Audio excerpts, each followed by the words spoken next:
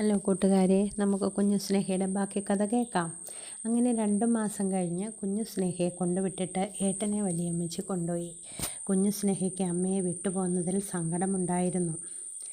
രണ്ടാനമ്മയും അച്ഛനും ഇടയ്ക്കിടയ്ക്ക് വഴക്കു കൂടുന്നുണ്ടായിരുന്നു.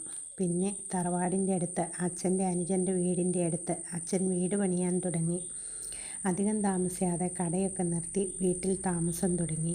അപ്പോൾ തറവാട്ടിൽ ചെല്ലുമ്പോൾ കുഞ്ഞു സ്നേഹയുടെ ഏട്ടൻ്റെ പ്രായത്തിലുള്ള അനുജൻ, ഏറ്റവും ഇളയ അനുജൻ, ആ കൊച്ചച്ഛൻ കുഞ്ഞു സ്നേഹയെ എപ്പോഴും എന്തെങ്കിലും പറഞ്ഞ് വിഷമിപ്പിക്കുമായിരുന്നു.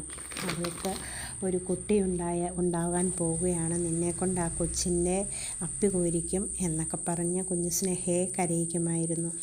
അവർക്ക് അധികം താമസിയാതെ ഒരു കുട്ടി ജനിച്ചു, ഒരാൺകുട്ടി. പയ്യെ ഫലത്തിൽ കുഞ്ഞു സ്നേഹയ്ക്ക് ആരുമില്ലാതെയായി.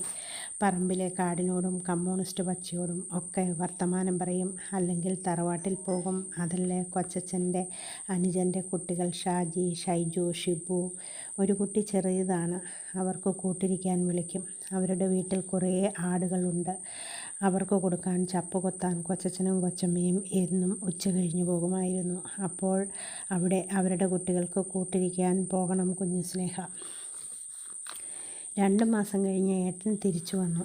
അപ്പോൾ കുഞ്ഞു സ്നേഹ കരുതി തന്നെയും ഇനി കൊണ്ടുപോകും എന്ന്. പക്ഷേ നേരം വെളുത്ത് നോക്കിയപ്പോൾ വലിയമ്മച്ചിനെ കാണുവാനില്ല.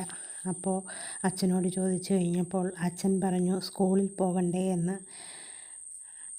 അച്ഛൻ രണ്ടാമത് കിട്ടിയ പിന്നെ ഏട്ടൻ പഠിത്തമൊക്കെ ഉപേക്ഷിച്ചു. പൂർണ്ണമായി അച്ഛൻ്റെ വീട്ടിൽ വരാതെയായി. അപ്പോഴും വീട്ടിൽ എരുമയുണ്ടായിരുന്നു. പുല്ല് ചെത്താൻ വിട്ടാൽ രാവിലെ പോയി വൈകിട്ട് പുല്ലില്ലാതെ വരും.